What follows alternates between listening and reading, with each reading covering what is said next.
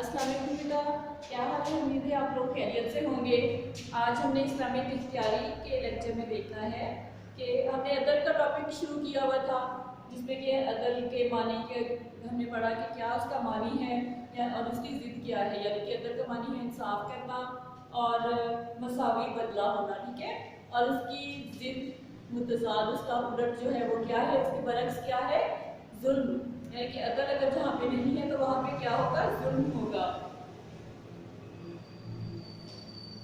अब हम उससे आगे तो रीडिंग हमारी जो रह गई थी वहाँ से कंटिन्यू करते हैं। हमारे सामने हज़रत सल्लल्लाहु अलैहि वसल्लम का अस्वा हसना होना चाहिए। यानी कि जब भी अदल का कोई मामला हो तो उसमें सबसे पहले हमें आप सल्लल्लाहु अलैहि वसल्लम के अस्वा हसना को मद्देनजर रखना चाहिए। आप सल्लल्लाहु अलैहि वसल्लम ने काफिर और दुश्मनों के साथ भी इंसाफ किया। यानी कि आप सल्लल्लाहु अलैहि वसल्लम ने कभी ये नहीं देखा कि कोई मुसलमान है या इस्लाम का मानने वाला है या काफिर है या यहूदी है या कौन है, तो वो हमेशा आप सल्लल्लाहु अलैहि वसल्लम हमेशा इंसाफ पर मबनी फैसले करते थे। और कभी ऐसा नहीं हुआ कि किसी की कुफ्र शिर्क या मुखालफाना रवैये की वजह से बेइंसाफी की हो। यानी कि कभी भी इस तरह से नहीं हुआ कि कोई काफिर है और उसके साथ कोई नाइंसाफी हो गई हो। तो एक दफ़ा आप सल्लल्लाहु अलैहि वसल्लम के अहद मुबारक में यहूदी और नसरानी भी अपने मुकदमात का फैसला कराने के लिए आप सल्लल्लाहु अलैहि वसल्लम के पास आया करते थे और आप सल्लल्लाहु अलैहि वसल्लम के अदल पर उन्हें पूरा भरोसा था। एक बार एक यहूदी और अंसारी मुसलमान का तनाज़ा हुज़ूर सल्लल्लाहु अलैहि वसल्लम के यहाँ पेश हुआ। कोई झगड़ा था कोई किसी मसले का, तो उनके दरमियान झगड़ा हो रहा था, तो वो मामला लेकर आप सल्लल्लाहु अलैहि वसल्लम के पास आए। अब जो था एक जो था यहूदी था, दूसरा अंसारी था। आप सल्लल्लाहु अलैहि वसल्लम ने फैसला यहूदी के हक में किया, यानी कि सही फैसला किया, और यहूदी के हक में फैसला जा रहा था। अंसारी का उसमें कसूरवार ठहराया जाना जरूरी था, तो क्योंकि उसका कसूर था अंसारी का। तो आप सल्लल्लाहु अलैहि वसल्लम ने जैसा फैसला सही था वही फैसला किया और आपने यहूदी के हक में फैसला किया। ये ना देखा कि दूसरी तरफ एक मुसलमान और अंसारी है, यानी कि आपने ये नहीं देखा कि इस्लाम के मानने वाला भी दूसरी तरफ है, बल्कि आप सल्लल्लाहु अलैहि वसल्लम ने सही फैसला किया, जो फैसला सही था वही किया। किसी बड़े से बड़े सहाबी को आप सल्लल्लाहु अलैहि वसल्लम की यहाँ सिफारिश या किसी फरीक में कुछ अर्ज करने की जरूरत ना हुई थी।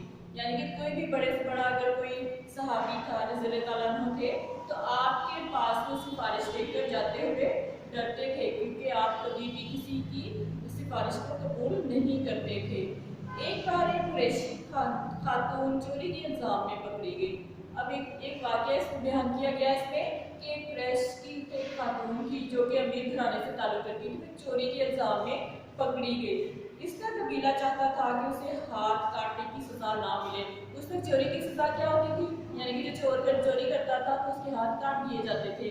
तो वो कबीला जो था, औरत का कबीला, उसने वो चाहता था कि इसके हाथ ना काटे जाए, इसको कोई मामूली सी सज़ा, थोड़ी सी सज़ा देकर छोड़ दिया जाए। लेकिन इस्लाम में तो सबके साथ एक जैसा ही सलूक किया जाता है। उन्होंने हज़रत उसामा बिन ज़ैद रज़ियल्लाहु ताला अन्हु को हुज़ूर सल्लल्लाहु अलैहि वसल्लम की खिदमत में सिफारशी बनाकर भेजा कि सज़ा में कुछ नरमी फरमाई जाए। अब कबीले के लोगों ने क्या किया कि उसामा बिन ज़ैद रज़ियल्लाहु ताला अन्हु को सिफारिश के तौर पर आप सल्लल्लाहु अलैहि वसल्लम के पास भेज दिया, ताकि वो आप सल्लल्लाहु अलैहि वसल्लम से कहें कि उस औरत की सज़ा में कुछ नरमी कर दे, उसके हाथ ना काटे, उसको कोई और सज़ा दे दे। आप सल्लल्लाहु अलैहि वसल्लम का चेहरा मुबारक सुर्ख हो गया और फरमाया, पहली कौमें इसीलिए तबाह हुई कि जब कोई गरीब जुर्म करता था तो उसे कानून के मुताबिक सजा दी जाती थी। यानी कि आप सल्लल्लाहु अलैहि वसल्लम ने क्या कहा कि अब से पहले, आज से इस दौर से पहले दौर की जो कौमें हैं वो किस लिए तबाह हो बर्बाद हुई कि उसमें जब कोई गरीब जुर्म करता था तो उसे कानून के मुताबिक सजा दी जाती थी, और जब कोई बाअसर आदमी जुर्म का इंतकाम करता था तो उसकी खातिर कानून की तावीलें करके उसे बचाया जाता था। यानी कि गरीब को तो वो बिना झिझक सजा दे देते थे, लेकिन जो अमीर थे उनके मामले में भी वो बहुत ज़्यादा सबूत इकट्ठे करते थे और कोशिश करते थे कि किसी तरह से इसको बचा लिया जाए सजा से। आप सल्लल्लाहु अलैहि वसल्लम ने इस औरत को शरई कानून के मुताबिक सजा दी, यानी कि जिस गुनाह की वो जो उससे चोरी की जो उसकी सजा थी, जो उसको यानी कि ہاتھ کاٹنے کی سزا مقرر ہوئی تھی، اسی قانون کے مطابق آپ صلی اللہ علیہ وسلم نے اس عورت کو سزا دی۔ اسلامی قانون کی نگاہ میں تمام افراد مساوی ہیں۔ اب اسلام کے قانون ہیں، جو اصول ہیں اور اللہ تعالیٰ کی تعلیمات جو ہیں، احکامات جو قرآن پاک میں ہم نے دیکھے ہیں بڑے، اس میں ایک ہی بات کہی گئی ہے کہ قانون کی نگاہ میں تمام افراد جو ہیں مساوی ہیں۔ جہاں پہ بھی عدل کے بارے میں ہم پڑھیں گے ہمیں یہی ملے گا پڑھنے کو کہ قانون کی نظر میں سب برابر ہوتے ہیں۔ قانونی الہی کو سب پر بالادستی حاصل ہے۔ قانون الہی یعنی کہ صرف اللہ تعالیٰ کے قانون کو سب کے اوپر فوقیت اور اہمیت حاصل ہے۔ حضور صلی اللہ علیہ وسلم نے اپنے آپ کو بھی قانون سے بالا تر کبھی نہیں سمجھا، یعنی کہ آپ صلی اللہ علیہ وسلم حالانکہ اللہ تعالیٰ کے بہت پیارے محبوب تھے، خاتم النبیین تھے، لیکن آپ صلی اللہ علیہ وسلم نے بھی کبھی اپنے آپ کو قانون سے بالا تر یعنی کہ اس سے بلند اپنا مقام نہیں رکھا۔ حضرت عمر رضی اللہ عنہ کا بیان ہے کہ میں نے حضور صلی اللہ علیہ وسلم کو بھی قصاص کے لیے اپنے آپ کو پیش کرتے ہوئے دیکھا۔ قصاص کیا ہوتا ہے؟ یعنی کہ جو بدلہ ہوتا ہے، کسی غلطی کا کوئی جو بدلہ دیا جاتا ہے، تو اس کے لیے حضرت عمر رضی اللہ عنہ نے کہا کہ انہوں نے خود دیکھا کہ آپ صلی اللہ علیہ وسلم نے اگر آپ سے کوئی غلطی سرزد، پہلی بات یہ تھی کہ آپ صلی اللہ علیہ وسلم سے کوئی غلطی سرزد نہیں ہوتی تھی، لیکن اگر لوگ سمجھتے تھے کہ ایسا ہے تو اپنے آپ کو پیش کر دیتے تھے۔ جب آپ صلی اللہ علیہ وسلم کا دنیا سے رخصت فرمانے کا وقت آیا تو صحابہ رضی اللہ عنہ کو پکار کر کہا کہ جس کسی نے مجھ سے کوئی بدلہ لینا ہے لے لے، میں حاضر ہوں۔ جب آپ صلی اللہ علیہ وسلم کا دنیا سے جانے کا وقت قریب آ گیا اور آپ صلی اللہ علیہ وسلم نے اپنے صحابہ اکرام کو بلایا اور کہا کہ اگر کسی نے مجھ سے کوئی بدلہ لینا ہے تو مجھ سے وہ لے لے، یعنی کہ اگر کسی کے معاملے میں مجھ سے کوئی کوتاہی ہو گئی ہو تو مجھ سے وہ بدلہ اپنا لے لے، میں حاضر ہوں، یعنی کہ میں آپ کے سامنے پیش ہوں۔ یہی وجہ تھی کہ جب حضور صلی اللہ علیہ وسلم نے اپنے آپ کو قانون سے بالا تر نہ سمجھا تو مسلمانوں کا ہر حاکم یا خلیفہ اپنے آپ کو قانون کے سامنے اسی طرح جواب دہ سمجھتا تھا جس طرح ایک ادنا خادم۔ اب آپ صلی اللہ علیہ وسلم سے صحابہ نے جو کچھ سیکھا، لوگوں نے جو کچھ سیکھا آپ کی تعلیمات کے ذریعے سے، تو ان پر بھی ویسا ہی اثر ہوا، اور جس نے بھی یعنی کہ مسلمانوں کا ہر حاکم یا خلیفہ، ہمارے 4 خلیفہ تھے، ہمارے خلفائے راشدین تھے، انہوں نے بھی، اور جو بھی مسلمانوں کا حاکم یعنی کہ جو بھی حکمران آتا گیا، اس نے آپ صلی اللہ علیہ وسلم اپنے آپ کو قانون کے سامنے اسی طرح جواب دہ سمجھا جس طرح کے ایک ادنا خادم ہوتا ہے، یعنی کہ انہوں نے اپنے آپ کو یہ نہیں سمجھا کہ ہم ایک حکمران ہیں یا ہم خلفا ہیں یا کیا ہیں، بلکہ انہوں نے اپنے آپ کو عوام کا خادم سمجھا۔ خلفائے راشدین نے اپنے دور میں عدل و انصاف کی مثالیں قائم کی ہیں۔ ہمارے خلفائے راشدین جو ہیں ان کا دور حکومت بہت اچھا دور حکومت تھا، اور انہوں نے بہت زیادہ عدل و انصاف کی مثالیں قائم کی ہیں، اور حضور صلی اللہ علیہ وسلم کے نقش قدم پر چل کر انصاف کا حق ادا کیا ہے۔ انہوں نے اسوہ حسنہ کو مد نظر رکھتے ہوئے اپنے دور حکومت میں فیصلے کیے اور انصاف کا بول بالا کیا، اور آپ صلی اللہ علیہ وسلم کے نقش قدم پر چل کر ہی انہوں نے انصاف کا حق جو تھا ادا کیا۔ حضرت عمر رضی اللہ عنہ اور حضرت علی مرتضیٰ رضی اللہ عنہ کا انصاف تو مثل بن گیا، یعنی کہ حضرت عمر رضی اللہ عنہ کا جو دور حکومت تھا، اس کی جو اصول تھے وہ آج یورپ کے لوگ اسی قانون کے تحت اپنی حکومتیں کر رہی ہیں اور کامیاب ہو رہی ہیں۔ تو یعنی کہ اتنا زیادہ بہترین دور تھا حضرت عمر رضی اللہ عنہ کا، اور ان کے جو انصاف ان کا تھا وہ ایک مثال بن گیا تھا۔ ایک بار حضرت علی مرتضیٰ رضی اللہ عنہ ایک مقدمے کے سلسلے میں قاضی کی عدالت میں بطور فریق پیش ہوئے، یعنی کہ ایک بار کوئی مقدمہ تھا، اس کے سلسلے میں قاضی کے سامنے پیش ہوئے، انہوں نے یہ نہیں دیکھا کہ میں خلفائے راشدین میں سے ہوں یا میں ایک خلیفہ ہوں، انہوں نے بطور فریق جو ہے اپنے آپ کو پیش کیا۔ قاضی نے آپ کو ابو تراب کہہ کر پکارا، یعنی کہ آپ کی کنیت سے آپ کو قاضی نے پکارا، تو آپ رضی اللہ تعالیٰ عنہ نے فرمایا تم نے مجھے کنیت سے کیوں پکارا ہے، جو عزت کی علامت ہے، یعنی کہ کنیت جو تھی ان کی قابل احترام تھی، ابو تراب یعنی کہ تراب کا بیٹا، تراب کا باپ، تو انہوں نے کہا کہ میری کنیت جو ہے یہ عزت کا باعث ہے، تم مجھے اس وقت عزت نہ دو، میں ایک مجرم کی طرح تمہارے کٹہرے میں کھڑا ہوں۔ تو تو तुम मुझे इस नाम से ना पुकारो क्योंकि ये इज्जत की अलामत है। ये तुमने बेइंसाफी की है, यानी कि तुमने इंसाफ नहीं किया कि तुमने मुझे मेरी इज्जत जो थी उसको सबके सामने जाहिर किया है। इतनी सी बात को भी हज़रत अली रज़ियल्लाहु ने कानूनी मसावात के खिलाफ समझा और काजी को मुकम्मल मसावात बरतने की नसीहत की। उन्होंने इतनी छोटी सी बात को भी बहुत बड़ा समझा कि ये कानूनी मसावात में इसके खिलाफ है। और जो काजी था, जो जज था, उसको कहा कि तुम अच्छे तरीके से पूरी बराबरी का जो है इंसाफ, बराबर एक जैसा इंसाफ करो। हज़रत उमर रज़ियल्लाहु अन्हु ने अपने बेटे को शरई सज़ा देकर अदल व इंसाफ का बोलबाला किया। फिर हज़रत उमर रज़ियल्लाहु अन्हु की मिसाल यहाँ पे दी गई है कि उन्होंने अपने बेटे को जो शरीयत के मुताबिक सज़ा थी वो दी थी और इस तरह से अदल व इंसाफ का बोलबाला किया। उन्होंने ये नहीं देखा कि ये खलीफे का बेटा है या हज़रत उमर रज़ियल्लाहु अन्हु सहाबी का बेटा है, कि उन्होंने अपने बेटे को भी जो सज़ा उसकी बनती थी वही सज़ा दी।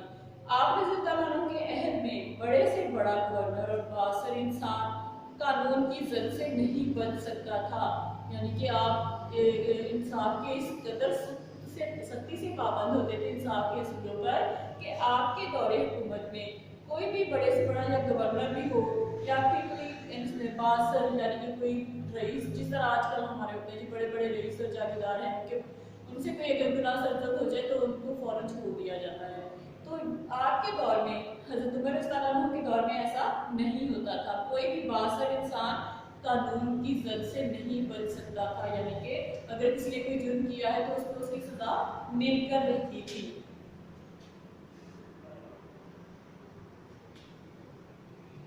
हुज़ूर अकरम सल्लल्लाहु अलैहि वसल्लम ने काज़ियों और जजों के लिए एक ज़ाब्ता इख्लाक दिया है, जिसके चंद अहम असूल ये हैं।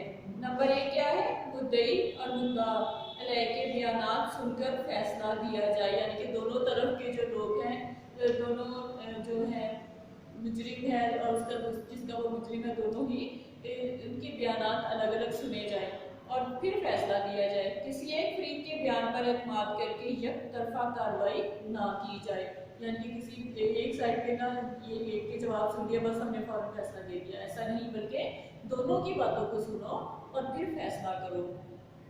हुज़ूर सल्लल्लाहु अलैहि वसल्लम ने हज़रत अली रज़ियल्लाहु अन्हु को यमन भेजते वक्त ये वसीयत फरमाई, फ़ाइज़ा जालसा बैन यादकल खस्मानी फला तक़ज़ी हत्ता तस्मआ कलामल आखिर कमा सामिता कलामल अव्वली। इसका तर्जुमा है कि जब तेरे सामने दो फरीक मुकदमा बैठ जाए, यानी कि दो तरफ की पार्टियां हैं, एक से कोई उसका कोई दूसरे के गुनाह का इर्तिकाब हो गया है, उसका मुजरिम है, दोनों आमने सामने बैठे हैं, तो जब तक दोनों फरीक मुकदमा बैठ जाए उस वक्त फैसला ना सुना, यानी कि अगर एक आ गया है और दूसरा नहीं आया, दोनों के दरमियान में जो झगड़ा है तो एक साइड के लोग आ गए हैं, दूसरी तरफ के नहीं आए, तो तब तक फैसला ना सुनाया जाए जब तक दूसरे फरीक का बयान इस तरह ना सुन ले जिस तरह पहले का सुना है। यानी कि अगर एक का तुमने बयान अच्छे तरीके से सुना है तो दूसरे का भी उसी तरह सुनो जिस तरह के उसका सुना है, यानी कि दोनों का ही अच्छे तरीके से बयान सुनो फिर उसका फैसला करो। कानून लोगों की नीयतों और अंदरूनी बातों पर मुआखजा नहीं करता, इसलिए काजी को चाहिए कि ज़ाहिरी शहादत और सबूत के मुताबिक फैसला करे। यानी कि कानून जो है वो हमारी नीयतें नहीं देखता, हमारे अंदर की बातों को नहीं समझता, हमारे जज्बात को नहीं समझता, बल्कि इसके लिए काजी को क्या चाहिए कि ज़ाहिरी शहादत और सबूत के मुताबिक फैसला करे, यानी कि उसके सही ठोस सबूत अगर है, उसकी गवाही सही है तो ही फैसला करे।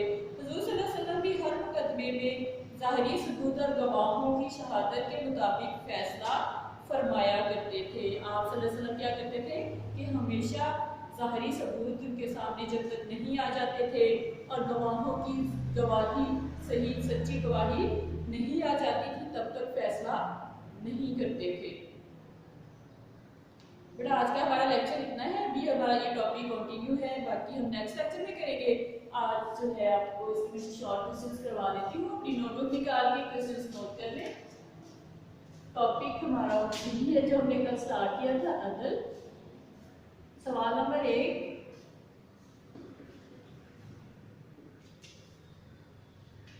कदीम दौर की कौमें क्यों तबाह हुई?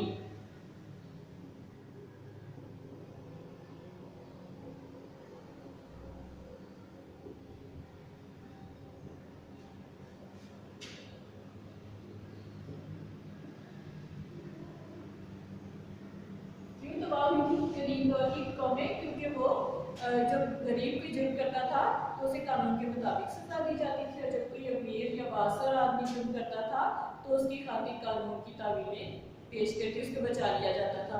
तो यहाँ से बेटा देखिए इसका आंसर जो है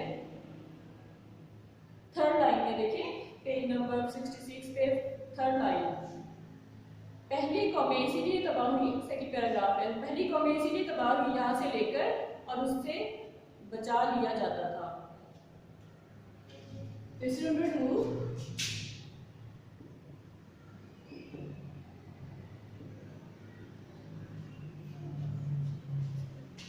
किस कानून को सब पर बारादस्ती हासिल है?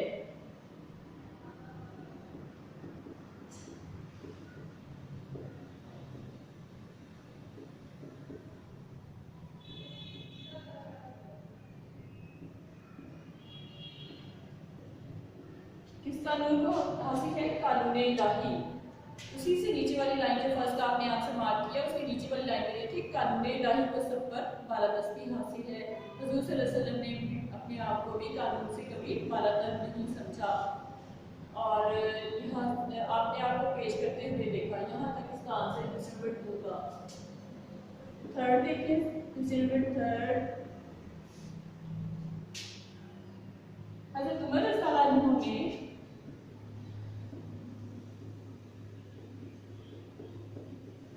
किस तरह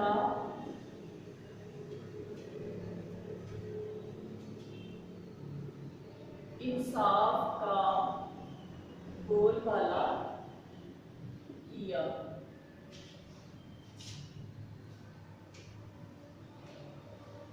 सेकेंड पैराग्राफ देखिए बेटा, खुफ़ा राशिदीन वाला जो है उसमें देखिए सेकेंड लास्ट पैराग्राफ की सेकेंड लास्ट लाइन, हज़रत उमर रज़ियल्लाहु अन्हु ने अपने बेटे को शरई सजा देकर यहाँ से लेकर और कानून की जद से नहीं बच सकता था। यहाँ तक क्वेश्चन नंबर 3 का आंसर है। क्वेश्चन नंबर 4,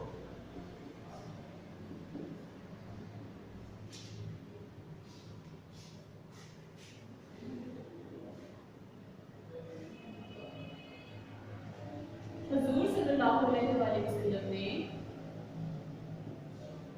हज़रत अली रज़ियल्लाहु अन्हु को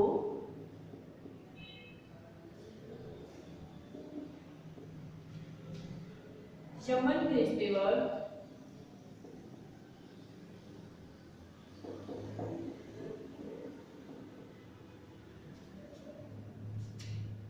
क्या नसीहत फरमाई?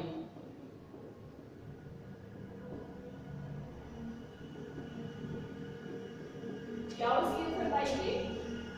ये जो पॉइंट्स दिए हुए आपके 1 2 जो हमने आज स्टडी की है उसमें देखिए तर्जमा जो आ रहा है फाइजा जाना सबैना याद आकर फसमाना, यहाँ से इसका तर्जमा देखिए, जब तेरे सामने दो फरीक मुकदमा बैठ जाए, यहाँ से लेकर जिस तरह पहले का सुना इस तरह इसका 4 का आंसर है यहाँ तक।